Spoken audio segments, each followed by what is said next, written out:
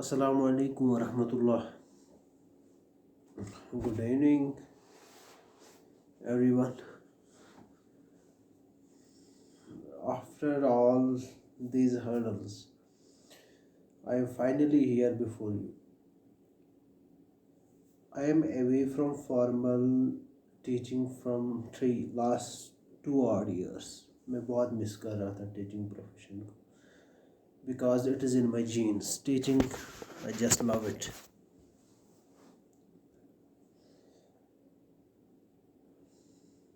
मैंने बहुत टाइम से कोशिश की, जब पीए की पोस्ट्स आ गए थे तो बहुत ट्राई की थी मैंने कि मैं यूट्यूब ऑनलाइन टीचिंग स्टार्ट करूं, but unfortunately due to one reason or the other I couldn't now.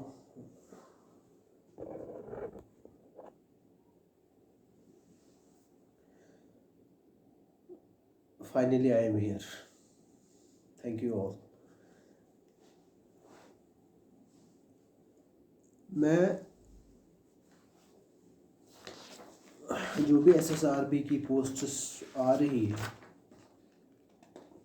from last 4-5 days I am analyzing all these syllabus of all these posts. एक चीज़ तो डन है.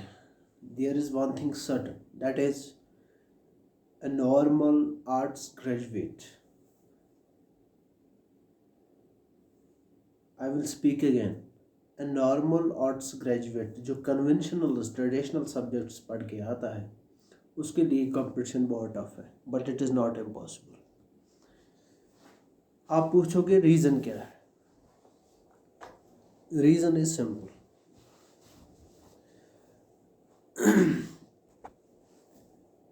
पहला रीज़न ये है कि जो भी सिलेबस है, there is lot of technicality in it. पहले जो भी SSRB के पोस्ट्स होते थे उसमें जनरल स्टडीज़ नॉर्मली होता था, 1 पार्ट जनरल स्टडीज़, कश्मीर की जनरल स्टडीज़, इंग्लिश होता था, नॉर्मल रीजनिंग वाले क्वेश्चन आते थे और थोड़ा सा कंप्यूटर पूछा जाता था. Now it is very different. The syllabus is very tricky and it is not traditional जो अभी तक हम देखते आ रहे हैं, जो भी कॉम्पिटिटिव एग्ज़ाम्स होते हैं.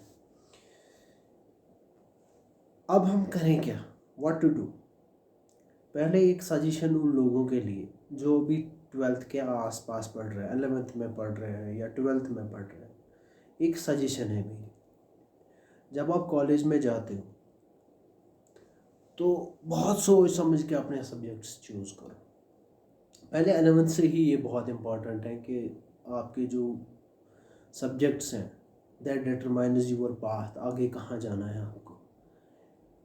अगर आप ट्रेडिशनल एजुकेशन की तरफ जाओगे जो कश्मीर में होता है, आप पहले 12th करते हो, फिर ग्रेजुएशन करते हो, फिर मास्टर्स या बीएड करते हो, या फिर दोनों करते हो एक साथ, और फिर लास्ट पे एमफिल पीएचडी हुआ करता था.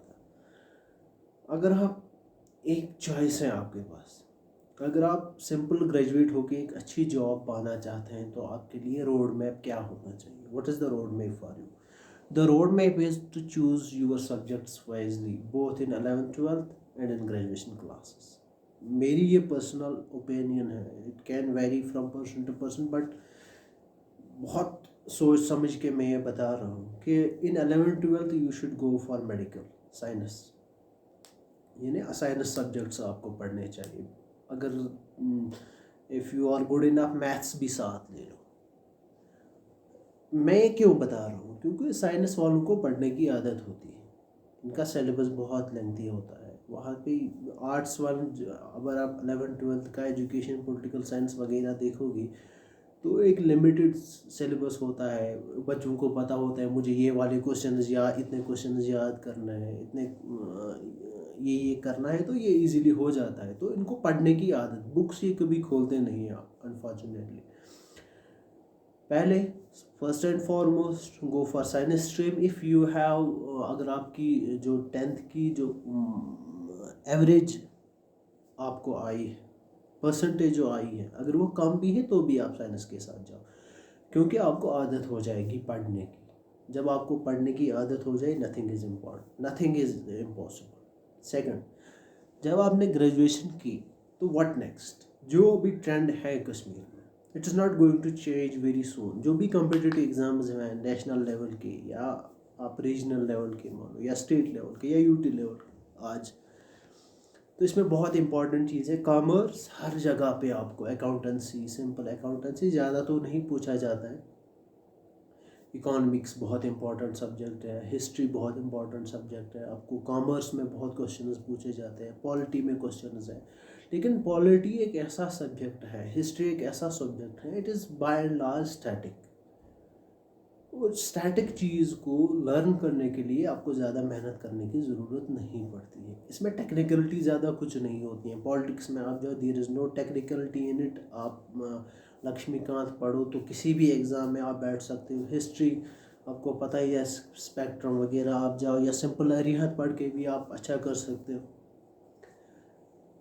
तो जो बाकी सब्जेक्ट्स हैं, देखा अकाउंटेंसी, इसमें टेक्निकलिटी बहुत है, ये आपको समझना पड़ेगा। अगर आप कितना भी यूट्यूब चैनल्स देखो, कितने भी बुक्स पढ़ो, जब तक आपकी दिमाग में घुसेगा नहीं तब तक आप एग्ज़ाम में ये क्वेश्चन नहीं कर सकते। इकोनॉमिक्स है, there is lot of technicality in it. समझना है, समझने के बगैर क्वेश्चन करना बहुत टफ है। इवन मास्टर्स हो के, मैंने खुद मास्टर्स इकोनॉमिक्स में किया है। जब टीचर एग्ज़ाम था तो out of 10 8 he marks, out of 10 मुझे 8 ही क्वेश्चन आए। मास्टर्स था मुझे इकोनॉमिक्स में। तो ये it is tricky, in subjects को आपको लर्न करना है। तो अब मेरा ये आपको अब समझ आ गया what to do after 12th, बहुत सोच समझ के। और ग्रेजुएशन, ये अपना टारगेट रखो कि मुझे ग्रेजुएशन करनी है, डोंट गो बियॉन्ड इट। अगर आप यू हैव चॉइसेस, आप जा सकते हो, लेकिन मुझे लगता है कश्मीर में सबसे इजी वे जॉब अवेल करने के लिए you should be a graduate, and graduate of purpose. ऐसा नहीं कि आप जैसे आप बच्चे आज कॉलेज जाते हैं, यहाँ के कॉलेजों का सिस्टम क्या है, ये जो मसला, ये यहाँ पे मसला ये है कॉलेजों में, हमारे कॉलेजों का हाल ये है, बच्चे 30 रुपए के वो ऑब्जेक्टिव्स फोटोस्टेट वाले से ले लेते हैं, एग्ज़ाम दे के आते हैं, बुक ये कभी खोलते नहीं हैं। बच्चों को आदत नहीं रही है बुक्स के साथ, ये नोट्स के कीड़े पड़े हैं, इनको सिर्फ नोट्स, सिर्फ नोट्स, या मोबाइल, वो ये यहाँ से, और ये एग्ज़ाम पास करके कुछ होने वाला नहीं है। अगर आप अपना फ्यूचर सेफ देखना चाहते हो तो ग्रेजुएशन में बहुत मेहनत करनी पड़ेगी, बहुत मेहनत करनी पड़ेगी, और बहुत वाइजली सब्जेक्ट्स चूज़ करने पड़ेंगे। अगर आप मुझे पूछोगे what is the better combination, जो अभी ये है, बीबीए बेस्ट ऑप्शन है। कॉमर्स, क्योंकि इसमें कॉमर्स भी आता है, इसमें बाकी चीज़ें भी आते हैं। और आप बोलोगे पॉलिटिक्स, जियोग्राफी, हिस्ट्री वगैरह, ये स्टैटिक चीज़ें हैं, ये आपको समझने में ज़्यादा दिक्कत होती नहीं। तो ये सब्जेक्ट्स मुझे लगता है अच्छा है। और you can go with history, economics एक आती हैं, और कंप्यूटर एप्लीकेशंस उसके साथ लो। मैथ्स भी अगर 12th में है तो मैथ्स के साथ जब बहुत अच्छा है, मैथ्स, इकोनॉमिक्स, कंप्यूटर साइंस और स्टैटिस्टिक्स भी आप ले सकते हो। तो आई एम प्लानिंग, आज सेमेस्टर, आज ये मेरा इंट्रोडक्टरी लेक्चर होगा, तो मेरा प्लान है कि मैं FAE के सिलेबस से स्टार्ट करूँ।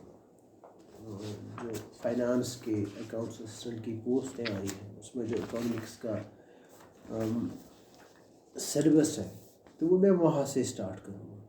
अगर आप उस सिलेबस को थोड़ा सा गौर से देखोगे तो इसमें 2 कंपोनेंट्स मेजर हैं, एक है माइक्रो इकोनॉमिक्स और दूसरा है मैक्रो इकोनॉमिक्स।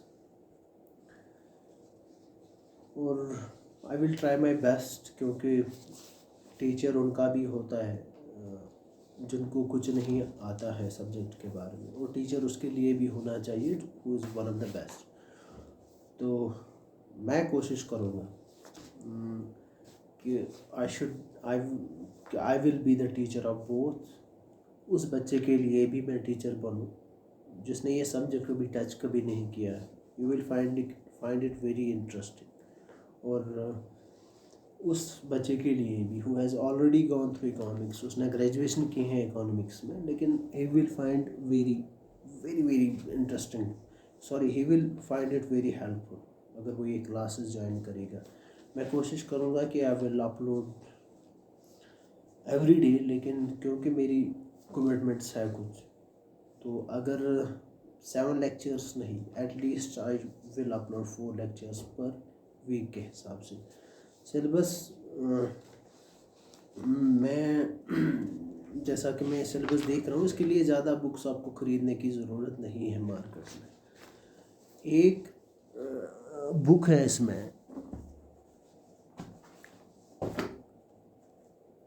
सबसे बेस्ट बुक जो micro economics, both for beginners, जिनको स्टार्ट करना है, जिनके लिए ये सब्जेक्ट नया है, और जिन्होंने ऑलरेडी इकोनॉमिक्स पढ़ा है उनके लिए भी। डी चतुर्वेदी नाम का एक ऑथर है, उसने इंजीनियरिंग की है। जो मैं इसका जो आपको पता, is MBE PhD MBE, Guru Gobind Singh college of commerce Delhi में ये असिस्टेंट प्रोफेसर रहे।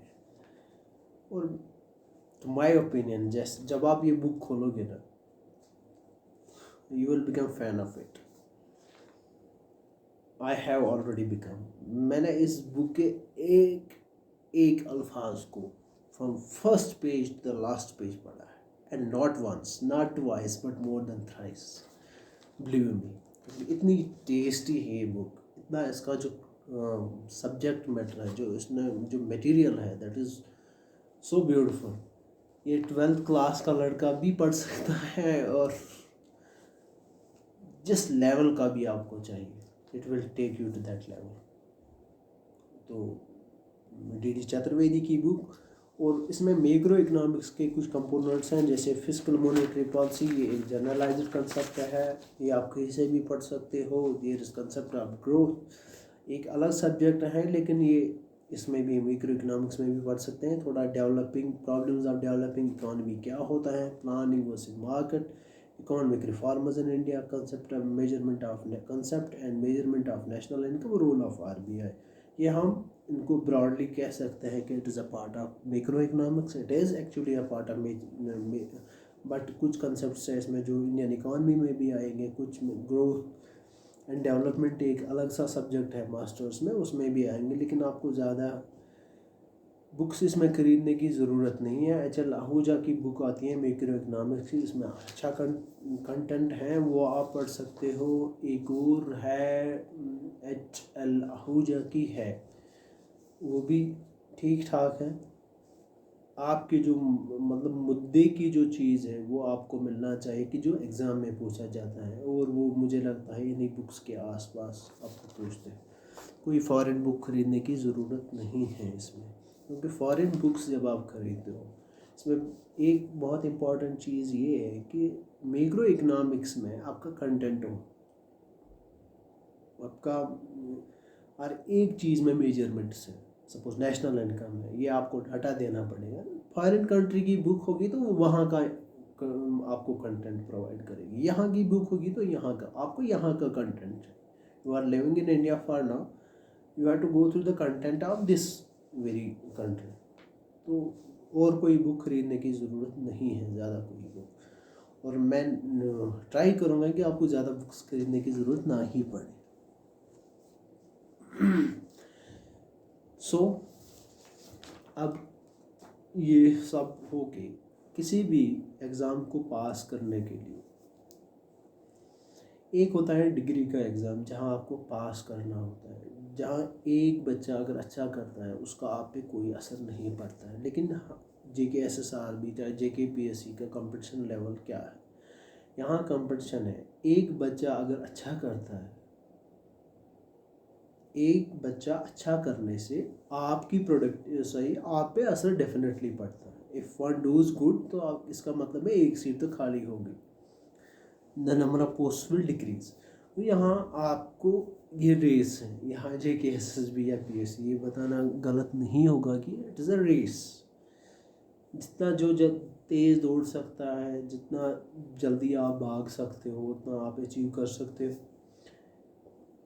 किसी भी एग्ज़ाम को क्वालिफाई करने के लिए डेडिकेशन, डिटर्मिनेशन बहुत इम्पॉर्टेंट है। First you should dedicate yourself to a particular examination.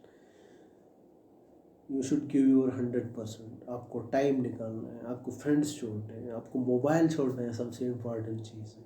ये फिल्म, सोशल नेटवर्किंग वगैरह, so on and so forth, आपको समटाइम्स रिलेटिव्स भी छोड़ने पड़ेंगे। Even for a brief period you have left your family members as well, क्योंकि गैरशन कुछ नहीं होता है घर से, थोड़ा बाहर आके हिजरत करनी से ज़रूरी, जो मैंने इन सालों में सीखा, बहुत इम्पोर्टेंट है। तो इससे आपको एक नंबर वन, आपको दुनिया के बारे में पता चलता है कि दुनिया कैसे पड़ती है, how do they work. And second important thing is थोड़ा सा आपको वो घर का माहौल, जैसे वो चोटन चाय वो करो, ये चीज़ें आपको डिस्टर्ब नहीं करती है। Second thing is determination. Determination का मतलब क्या है मेरा, यहाँ पे मैं बोल रहा हूँ determination is you should determine, आपको छोड़ना नहीं है। एक बार सपोज पीए के एग्ज़ाम में आपने बहुत कोशिश की, आप फेल हुए, आपको छोड़ना नहीं। दैट वाज अ हिस्ट्री, जो हुआ दैट इज़ हिस्ट्री, जो होने वाला है दैट इज़ मिस्ट्री, और जो अभी प्रेजेंट है it is only yours. So present में आपको क्या करना है, जो भी नेगेटिविटी है उसको साइड में रख के अपना पूरा फोकस जो है वो अपने गोल पे लगाना है। Pray 5 times a day, go before Allah, Allah से मांगते रहो, उसके बगैर कुछ नहीं होने वाला है। इज़ द अल्लाह ही सब कुछ करने वाली ज़ात है, उसके सामने गिड़गिड़ाओ। और सिर्फ गिड़गिड़ाना नहीं है, फिर आप बोलोगे हम पढ़ेंगे नहीं, बस अल्लाह के सामने गिड़गिड़ाए नहीं, आपको मेहनत भी करनी है, बहुत इम्पॉर्टेंट है ये, बहुत, जितना भी आप कर सकते हो ना उतना करना है। तो डेडिकेशन, डिटर्मिनेशन, ठीक है ना। उस सबसे इम्पॉर्टेंट चीज़ जो है वो है कंसिस्टेंसी। बहुत बच्चे क्या करते हैं, ये सब कुछ लास्ट के मंथ पे छोड़ते हैं। एक मंथ में आज पढ़ेंगे आधा घंटा, कल 2 घंटे, परसों 4 घंटे, कभी 12 घंटे। तो आप अपना टाइम टेबल बनाओ, बहुत इम्पोर्टेंट है। टाइम टेबल बना के आप वर्क, ये स्टडी आवर्स डिसाइड करो कि सबसे प्रोडक्टिव आवर्स कौन से हैं। ज़्यादा भी पढ़ने से कुछ घुसने वाला नहीं है आपकी खोपड़ी में। तो you should spend quality, some quality time. कोई बच्चा 14 घंटे किताबों पे बैठता है, शाम को अगर आप उसे पूछोगे कि आपने पढ़ा क्या, तो यहाँ कुछ ये ऐसा नहीं, ऐसा भी नहीं है। तो क्या करना है, जितने भी आवर्स हो, 4 5 6 7 वट एवर, जितने भी आवर्स हो, it depends upon your capacity and capability. In 5-6 hours में कोई इंटरफेरेंस नहीं, फ़ोन ऑफ। सबसे इम्पॉर्टेंट चीज़, मोस्ट इरिटेटिंग थिंग, मुझे लगा मोस्ट डिस्टर्बिंग थिंग, सबसे टाइम ज़ाया करने वाली चीज़ है, that's mobile phone around you. ये सबसे बड़ा शैतान है आपकी बगल में। इसको फ्लाइट मोड पे रखो, 3 घंटे, कुछ नहीं होने वाला है। वर्ल्ड विल रन, दुनिया चलेगी आपके बगैर, मेरे बगैर भी चलेगी दुनिया, कुछ नहीं होने वाला है। तो जब आप गोल अचीव करोगे फिर 2-3 मोबाइल रखो, फिर कोई मसला नहीं है। लेकिन गोल अचीव करने तक कम से कम ये स्ट्रेटेजी सबसे बेस्ट है। और टाइम मैंने आपको कहा 5-6 ही घंटे रखो, लेकिन that should be of quality not quantity. Quality, 100% determination, you should only focus towards that subject at that time. कोई और थाट अपने दिमाग में मत लाओ, अब फ़ोन करना है, अब उसको करना है, अब घर वाले परेशान होंगे, ये होंगे। Let the world burn, focus on your priorities. क्योंकि जब आप स्कूल कॉलेज लेवल तक पहुंचते हो, मास्टर्स भी करते हो, जब आप घर से निकलते हो ना, तो आपके पीछे एक नज़र होती है, आपके माँ बाप की नज़र होती है, आश की नज़र होती है, उनकी आंखों में आश होती है कि दिस, ये मेरा बच्चा कॉलेज जाता है, ये फ़ख्र से कहता है। हमारे पेरेंट्स फ़ख्र से कहते हैं लोगों को कि मेरा बच्चा फलानी डिग्री कर रहा है, ये कर रहा है, ये कर रहा है। उनको एक आश होती है। बेशक वो कभी कम्युनिकेट करने में शायद नाकाम हो जाते हैं, उनको कम्युनिकेट करना भी ना आए, अनपढ़ हो, उनको बात करनी भी नहीं आई, कभी वो आपको इरिटेट भी करे, लेकिन उनकी जो दुआ है ना, वो फर्श से अर्श तक पहुंचा देती है। अपनी माँ की दुआ है, अपने बाप की दुआएं, nothing like it in this world. सबसे बेहतरीन चीज़ जो दुनिया में है दिस, माँ बाप की दुआ। अगर आपके साथ माँ बाप की दुआ है ना तो बारिश तक पहुँच जाओगे, मेरी गारंटी है। तो माँ बाप की आपकी आश होती है आपकी आंखों में जब आप घर से निकलते हो। तो प्लीज़ अपने माँ बाप को मुझे नाराज़ करेंगे कभी भी नहीं, इन एनी सर्कमस्टांसेस, ठीक है ना। And another most important thing is, मैंने आपको पहले भी कहा, 5 टाइम्स अ डे। अपने टाइम पे नमाज़ पढ़ो। सुबह आज थोड़ा लेट ही नमाज होती है, नमाज़ पढ़ के आप अच्छा सा ब्रेकफास्ट करो, हैवी सा ब्रेकफास्ट करो। प्रोडक्टिव टाइम होता है मॉर्निंग का। थोड़ा सा आफ्टरनून में इंसान डल हो जाता है, रस्टी हो जाता है, तो लेट आवर्स में फिर बंदा पढ़ सकता है। और थोड़ा किताबी कीड़ा भी नहीं बनना है, अंदर कमरे में बंद, न बाहर निकलना, न कुछ ऐसा भी नहीं है। मस्जिद भी जाओ, अगर आप मेड हो you can go to the mosque, if you are a female थोड़ा सा घूमो सहन में, या आपके रिलेटिव नेपाल में चाचा है वट एवर, देर में भी थोड़ा सा इधर उधर भी, सो दैट आपका जो दिमाग है ये रिफ़्रेश हो जाता है। मशीन की तरह ये दिमाग है हमारा, ये रस्टी हो जाता है जब आप कंटिन्यूसली ये काम करता रहे। थोड़ा इसको रिफ़्रेश भी करो। अगर कोई गेम है तो वो भी खेलो, खासकर फिज़िकल एक्टिविटी की मैं बात करूँ, थोड़ा सी आज मुश्किल है विंटर में, लेकिन स्टिल यू कैन। मैं जेएमसी में काम करता हूँ, तो वहाँ पे डॉक्टर्स आज भी जॉगिंग करने के लिए जाते हैं, दे टोल्ड मी दैट। तो नो एक्सक्यूज़, तो थोड़ा सा फिज़िकल किया करो, सो दैट आपका जो दिमाग भी है वो तेज़ होता है। इंशाअल्लाह ताला कल मेरा पहला लेक्चर होगा, and I hope it will benefit all of you. और मैंने पहले भी कहा आपको, मैं बहुत कोशिश कर रहा था बहुत पहले से कि मैं ऑनलाइन टीचिंग स्टार्ट करूं, क्योंकि I love it's in my genes, मेरे खून में है टीचिंग। इंशाल्लाह you will find me very fruitful. Thank you. I hope you get what I want, and I also hope that आप जो चाह रहे थे वो आपको मिल गया आज। अस्सलाम वालेकुम।